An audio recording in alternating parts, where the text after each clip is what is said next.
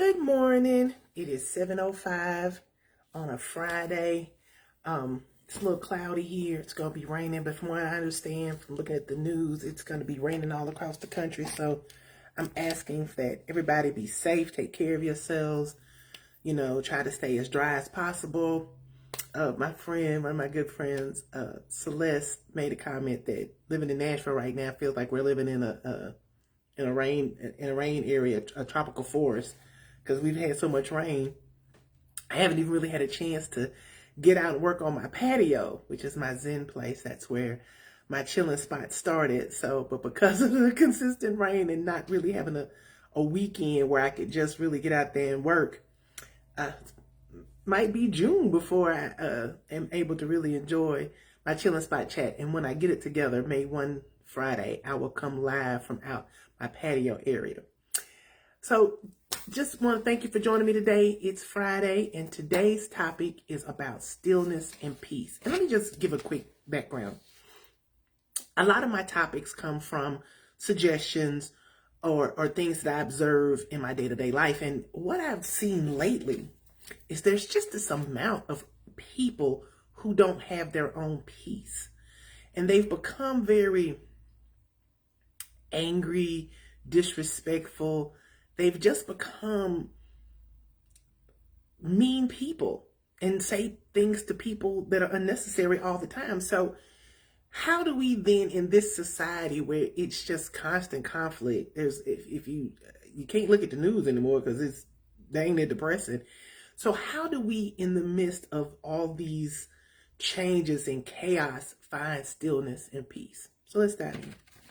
So what is stillness? It's the art of finding inner peace. If a person could develop peace within themselves, then the whole world could be at war, and we could still think well, work well, and be well. And this is a statement from Ryan Holiday in his 2019 book, Stillness is the Key. And again, I recommend that book if you have not read that book. Because stillness starts with the space between our ears. If we can't quiet our thoughts long enough to think about the bigger and deeper areas of our lives instead of the daily chaos that goes around us, then we'll never be able to achieve the kind of stillness that he talks about. And here's 7 ways in his book that he talks about how we can find stillness. Number 1, be fully present. Oh, good morning, Miss Anita. Y'all know how I feel about my Aunt Nita. Make sure y'all jump in and say good morning to her as well. So number 1, be fully present. Many of our daily thoughts are concerned of what was and what's to come. Let me repeat that. Many of our thoughts are about what was or what's about to come. We're thinking about how we handled a past conversation or how we're planning to handle the next future conversation or task. Take time every day to think only of the present moment. Nothing else matters. So you can't change what you said before, nor can you truly prepare for what to come, because what you think may come may not come at all. So one of the ways to create stillness is just stay in the present moment. Just be fully present for yourself in that moment. Hello, Renee, and happy Friday. Again, y'all know how I feel about me with some Renee. Look, it's been too cold and rainy for me to even go sit on Renee's porch. So hopefully we'll be able to have some porch time with Renee sometime soon. Number 2, empty your mind of preconceptions. It's a survival instinct for humans to take past situations and apply that to experiences in the future. Because remember, we said day 1, our minds are wired for negativity, not because we're just negative, but it's survival. It's how we think to prepare for the next. And we always want to anticipate how things might go. The downside of it, of course, is we're unable to accept the present moment for what it is if we're constantly trying to predict how it's going to turn out. So when we don't take the time to be present and we fill our mind with preconceived notions of, well, this happened then and this will happen now. These are 2 totally different situations. It's 2 totally different relationships. It's 2 different totally jobs. It's not the same.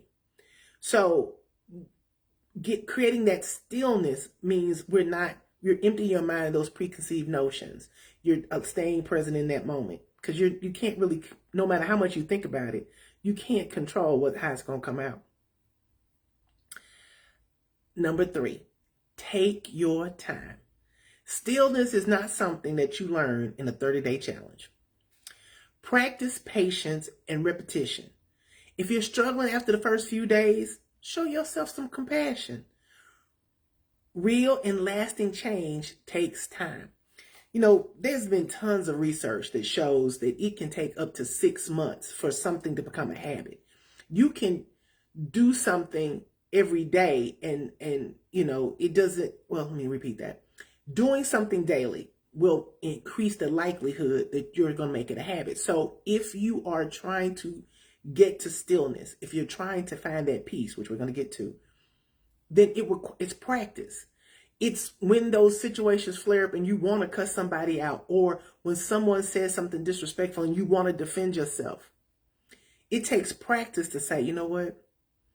I'm not going to allow this to penetrate my heart. I'm not going to allow this conversation, this person, this situation to ruin my day. So don't get upset if you doesn't happen within a certain time period. Just keep practicing. Keep doing it. Keep moving forward, because real and lasting change takes time. Number 4, sit quietly and reflect. This is especially important in times of big change or big stress. If you're considering a career move, take some time, as much as you can, to sit in your thoughts and analyze it from all angles. How does this change make you feel? What is the possible outcome that scares you? Which one excites you? So when you are dealing with, to find stillness, you have big decisions that have to be made. Sit quietly and reflect.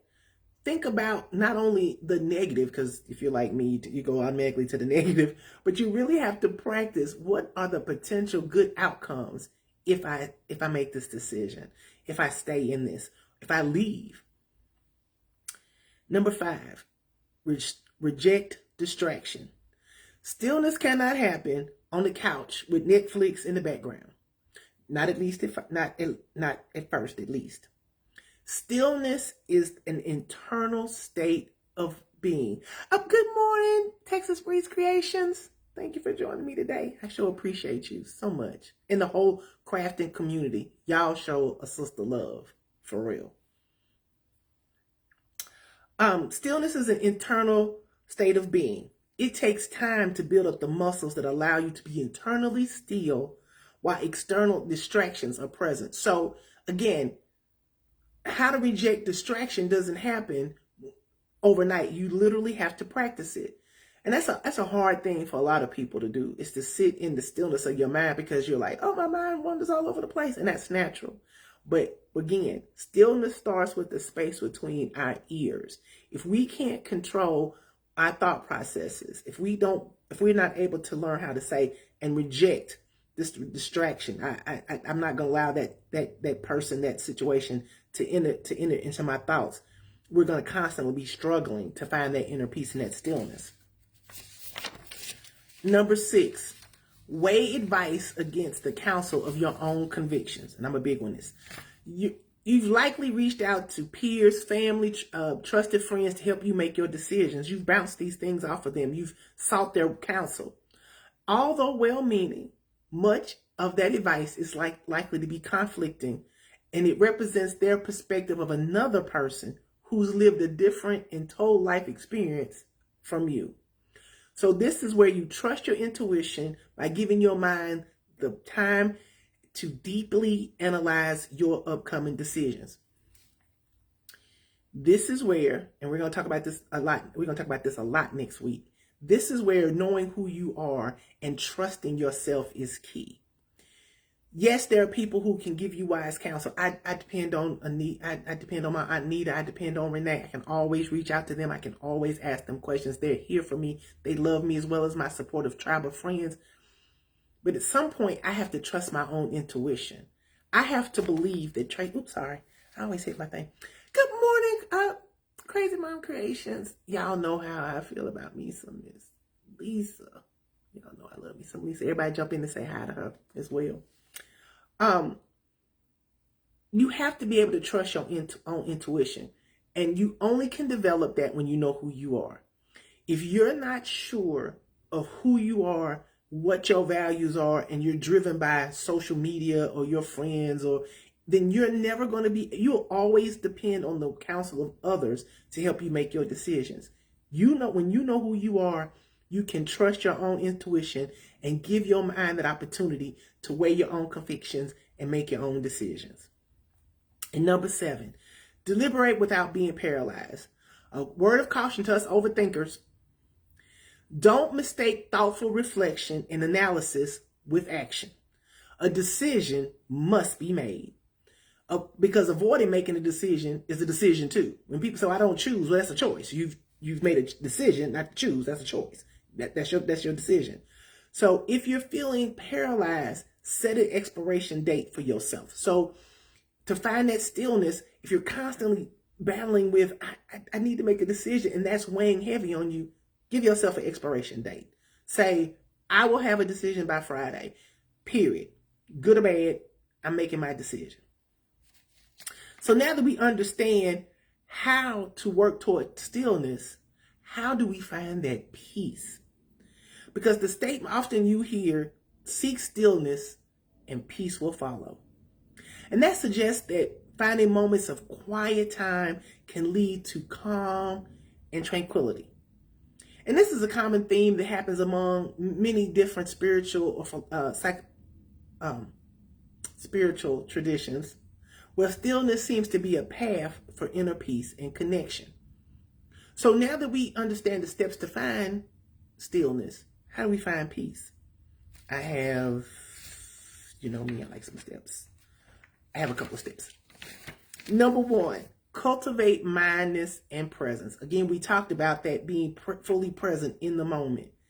The one thing I do love about my grandkids, all 3 of them, and number 4 soon to arrive, is they force me in a loving way to be present in the moment.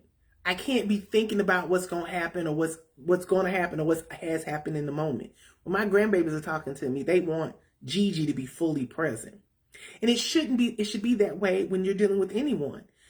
So to cultivate that mindfulness and presence is, first of all, be present, stay in the moment. Don't be letting your mind wander back and forth. What should I do? Listening to think about what to say next. That's the worst. You'll never cultivate a spirit of peace and mindfulness if you're constantly listening to people only to be able to say in response. You're not allowing yourself to hear what's being said to you. So cultivate that mindfulness and presence. Do breath work. Paying attention in the present moment can help reduce stress and anxiety. And then just regular meditation. I'm not saying you've got to go and cross your legs and burn incense. If you want to do that, that's a wonderful thing. But also just taking 5 minutes to put your feet on the floor and just sit in this moment of gratitude. And we're going to get to that too. So cultivate mindfulness and presence to seek peace. Number 2, embrace acceptance and forgiveness. We have to learn to accept the things that we cannot change. Listen, we all make mistakes. All of us. And it would be nice if we didn't, but we do. Whether it's you're making something, my lovely crafting community makes something that doesn't look the way you want, or you get involved in a business deal or relationship that didn't turn out the way you wanted. Give yourself permission to say, I cannot change the situation. This may have been a mistake, but I'm going to forgive myself, and I'm not going to hold on to any grudges, because that messes with your inner peace. Listen, forgiveness is never for the other person. Forgiveness is always for you. Because again, forgiveness gives you the opportunity to free yourself from any negative emotions. And also forgiveness allows you to not stay attached to that thing. When someone hurts you or a situation is disrespectful to you, by holding on to it, you're just giving that thing more power. When you release it, when you say, you know what, I forgive you. And forgiveness does not mean reconciliation. But when you forgive that thing, that person, that situation, that entity, you're allowing yourself to let go of the past. You're allowing yourself to not dwell on any past mistakes you may have made or that they have made. And you're letting go of things that you cannot change. And this is going to reduce your stress. It's going to reduce your frustration. And again, it's going to free you from those negative emotions. And that is how you find, one of the ways you find peace. I cannot change. I cannot change the situation. I let it go. Number 3, practice self-care and nurturing of your own well-being. Take care of your physical health. I say this, and I know people think, oh, she just wants to exercise and help us lose weight. Exercise works on the endorphins in your brain that releases positive emotions. So that's why when you go walking or you do some type of physical activity that gets your heart rate up, you feel better. You may feel sore, your joints may hurt, but psychologically, when we exercise, it releases that endorphin. So even taking a 5-minute break around your house, doing something that's going to bring movement into your day, not only is key for your physical health, but it also impacts your mental health. Proper nutrition, exercise, and sleep are crucial for your mental well-being. If you're not sleeping well, talk to your doctor, because a lot of, particularly women, we talked about this in our menopause workshop, that, when menopause comes, we don't sleep as well.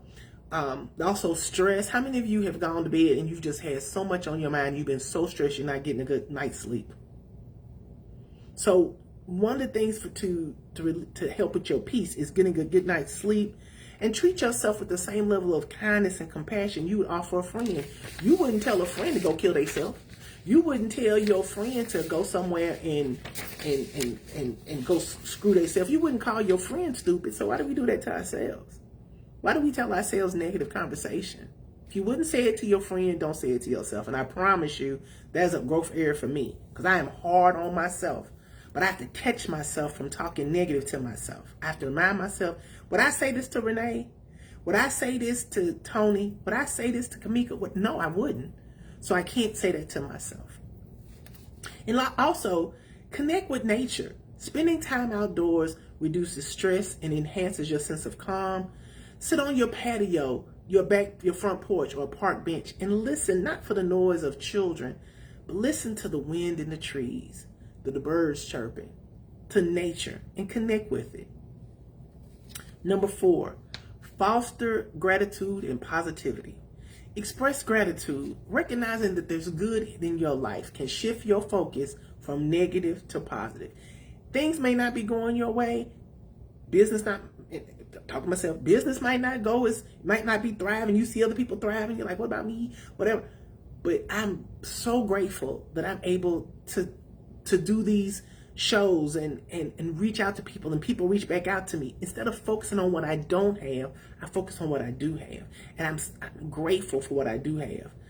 Don't compare yourself to others. Listen, somebody else might be doing better than you. Their weight loss journey may be better than yours, but that's their path. That's your journey. That's their journey. What's yours? Focus on what you can do to make your path the best it can be, because comparing ourselves to others is not a way to, all you're going to do is keep looking over your shoulder. And I like this thing. I heard somebody say, stop comparing yourselves to the Joneses. Their car got declined at Walmart. So you never know what cost somebody pays to be the boss. So please, fosters gratitude and positivity. Accept yourself, loving yourself, because the number one key to stillness and peace is loving yourself, because that is the foundation of inner peace. And number 5, build a supportive network. I have that with all of y'all. Connect with loved ones. Share your feelings and experience with trusted individuals and provide emotional support. And don't hesitate to reach out to a therapist or a counselor if you need mental health, or if you're looking for someone to help navigate life choices, hire you a life coach. In either way, I say this all the time, whatever your higher power is, I'm confident that your higher power is comfortable with you in having prayer and a therapist and potentially appeal. I'm just saying. By incorporating these practices in your daily life, you can cultivate a sense of peace and tranquility that will be and positively impact every area of your life, thus giving you the stillness and peace to navigate through storms, confusion, and just when others miss. So next week, to follow up with this theme of stillness and peace, we're going to be discussing how to stand up for you. Because now that we have the foundation of cultivating a mindset of stillness and peace, we're going to implement them. And we're going to implement it by standing for ourselves and making you and you alone your first priority. Because it's not selfish, it's necessary. Jump in the chat and let me know what you think about finding stillness and peace. What do you think about the steps of having stillness? What do you think about how to cultivate your own peace? And again, the foundation of it is loving yourself first, because if you don't know who you are, you will never have that inner peace. And that inner peace is the core toward having stillness. That inner peace that you have is the core foundation to having stillness in your life. I want to give my love notes. I want to give love notes to two groups. The first group is to the devoted ladies of Women of Faith. I appreciate your continued support for me and all my platforms. Thank you.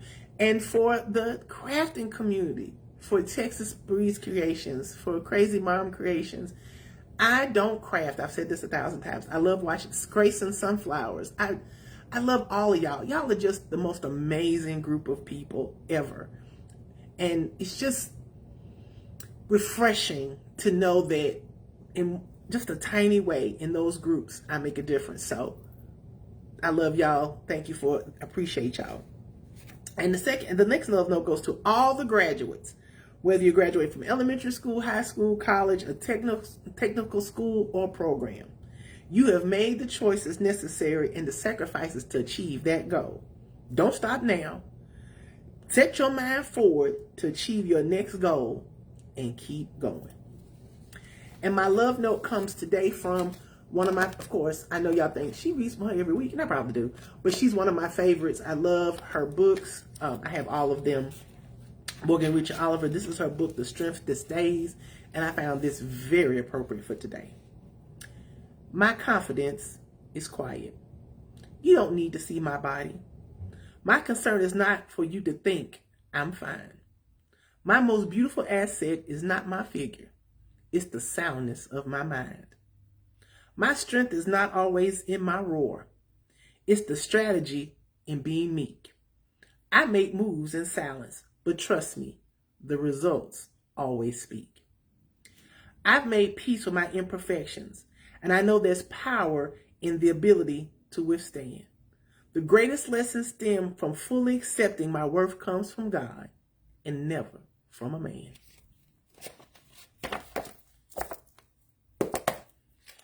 Amen.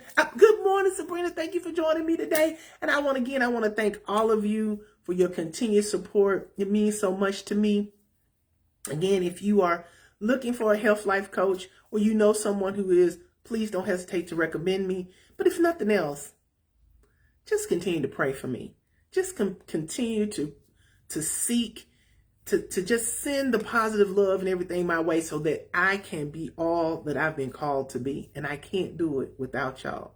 Y'all, I appreciate y'all. I am grateful for every one of you, whether you watch me live or you watch me later. Know that I am grateful for you. I hope everybody has a great Friday, a great weekend. Be safe if you're in the midst of storms. And just take care of yourselves. Again, let's just lift one another up in prayer. Okay? Okay. I love y'all. Y'all have a great day. Bye-bye.